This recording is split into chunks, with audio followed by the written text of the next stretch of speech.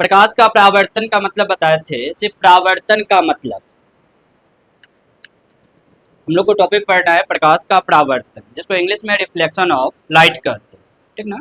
यहाँ पे अभी हम दो चीज छोड़ के सिर्फ जानेंगे कि परावर्तन क्या, परावर्तन का मतलब क्या होता है। तो परावर्तन का मतलब होता है टकरा करके वापस लौटना, किसी सतह से टकरा करके वापस लौटना। तो कौन टकरा करके लौटेगा? प्रकाश। प्रकाश का परावर्तन है। तो प्रकाश जो है किसी सतह से अगर टकरा करके वापस लौट रही है, इस क्रिया को क्या कहेंगे? प्रकाश का परावर्तन कहेंगे, ठीक है। क्या कहेंगे? प्रकाश का परावर्तन। तो अब ध्यान दो कि किसी भी प्रकाशीय स्रोत से, जैसे ये सूर्य है, ठीक है, और ये अपना परावर्तक सतह, ये क्या है? परावर्तक सतह। किसी भी प्रकाशीय स्रोत से आने वाली किरण को जो है हम लोग आपतित किरण कहते हैं। हाँ, किसी भी प्रकाशीय स्रोत से आने वाली किरण को क्या कहते हैं? आपतित किरण। ये प्रकाशीय स्रोत है, इससे प्रकाश की किरण आई और परावर्तक सतह पर आपतित हुई, ठीक, और पुनः टकरा करके वापस उसी माध्यम में वापस लौट गई, ठीक ना। तो यह क्रिया क्या कहलाएगा? प्रकाश का परावर्तन कहलाएगा। तो ध्यान दो, प्रकाशीय स्रोत से आने वाली किरण, प्रकाशीय स्रोत से आने वाली किरण को हम लोग कहते हैं आपतित किरण। क्या कहते हैं? आपतित किरण, ठीक है। परावर्तक सतह से टकराकर वापस जाने वाली किरण को हम लोग कहते हैं परावर्तित किरण। क्या कहते हैं? परावर्तित किरण कहते हैं। याद रखिएगा, सबका डिफिनेशन अभी से ही बनते जा रहा है, बाद में बनाने की जरूरत नहीं है। प्रकाशीय स्रोत से आने वाली किरण को हम लोग क्या कहेंगे? आपतित किरण। अपनी भाषा में चित्र अगर आपको अच्छे से याद है तो डिफिनेशन आप आसानी से बोल सकते हैं, ठीक ना। इसके लिए विशेष आपको याद करने की जरूरत नहीं होगी। प्रकाशीय स्रोत से आने वाली किरण को क्या कहेंगे? आपतित किरण। परावर्तक सतह से टकराकर वापस लौटने वाली किरण को क्या कहेंगे? परावर्तित किरण। और ध्यान दीजिए, आपतित किरण जिस बिंदु पर आके टकराया है उस बिंदु को कहेंगे आपतन बिंदु। क्या कहेंगे? आपतन बिंदु कहेंगे। याद रखिएगा, आपतित किरण जिस बिंदु, परावर्तक सतह के जिस बिंदु पर आके टकराया है उस बिंदु को क्या कहेंगे? आपतन बिंदु कहेंगे। और आपतन बिंदु पर डाला गया लंब जो होता है अभिलंब कहलाता है, ठीक है। आपतन बिंदु पर डाला गया लंब क्या कहलाता है? अभिलंब कहलाता है। कोई दिक्कत नहीं ना। तो इसका डिफिनेशन फिर से देखिए, प्रकाशीय स्रोत से आने वाली किरण को हम लोग क्या कहते हैं? आपतित किरण। परावर्तक सतह से टकरा करके वापस लौटने वाली किरण को क्या कहते हैं? परावर्तित किरण, ठीक। और आपतित किरण परावर्तक सतह के जिस बिंदु पर आके मिलती है, हाँ, परावर्तक सतह के जिस बिंदु पर आपतित होती है उस बिंदु को हम लोग आपतन बिंदु कहते हैं। आपतन बिंदु पर डाला गया लंब अभिलंब कहलाता है, ठीक ना। तो जैसे जैसे हम लोग डायग्राम बनाए वैसे वैसे इसका डिफिनेशन आसानी से बोल सकते हैं, ठीक ना। खाली टॉपिक आप लोग को पता होना चाहिए, तो डिफिनेशन अपनी भाषा में लिख सकते हो, ठीक है।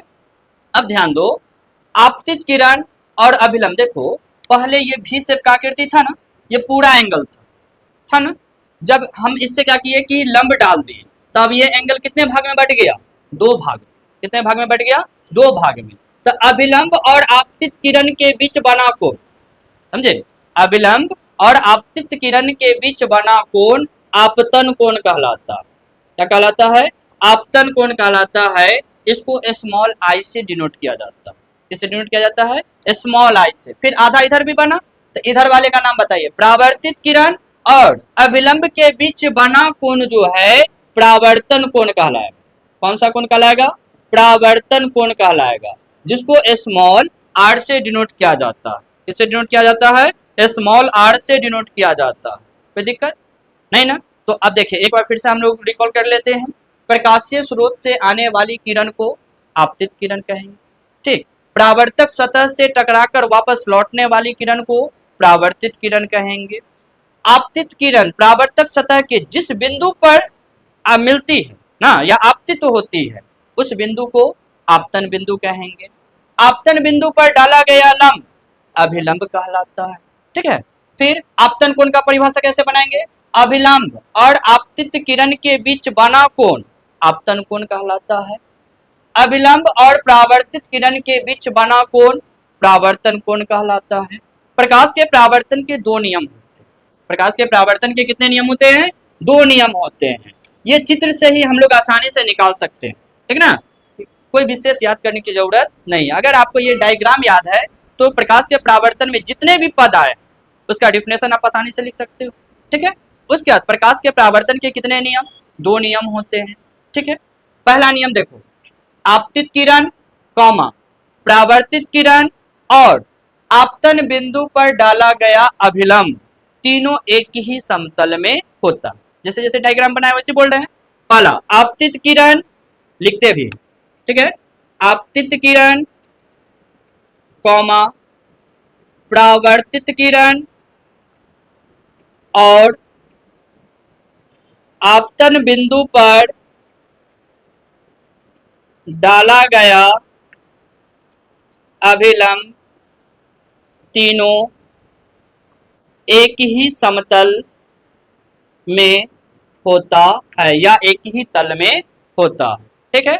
इसका दूसरा नियम जो होता है, अब देखो हम क्या बताए थे, इस बीच से अभिलंब जो खींचे तो यहाँ पे जो एंगल दोनों बराबर बराबर बटा होगा, तो दूसरा नियम होता है आपतन कोण परावर्तन कोण के बराबर होते हैं।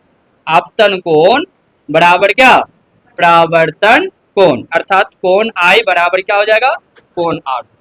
तो प्रकाश के परावर्तन के कितने नियम, दो नियम। पहला आपतित किरण कॉमा परावर्तित किरण और आपतन बिंदु पर डाला गया अभिलंब तीनों एक ही समतल में होता या एक ही तल में होता, बिल्कुल है, चित्र के अकॉर्डिंग देख लीजिए। दूसरा आपतन कोण परावर्तन कोण के बराबर होता है, अर्थात कोण आई बराबर क्या, कोण आर। तो प्रकाश के परावर्तन के दूसरा नियम भी होगी।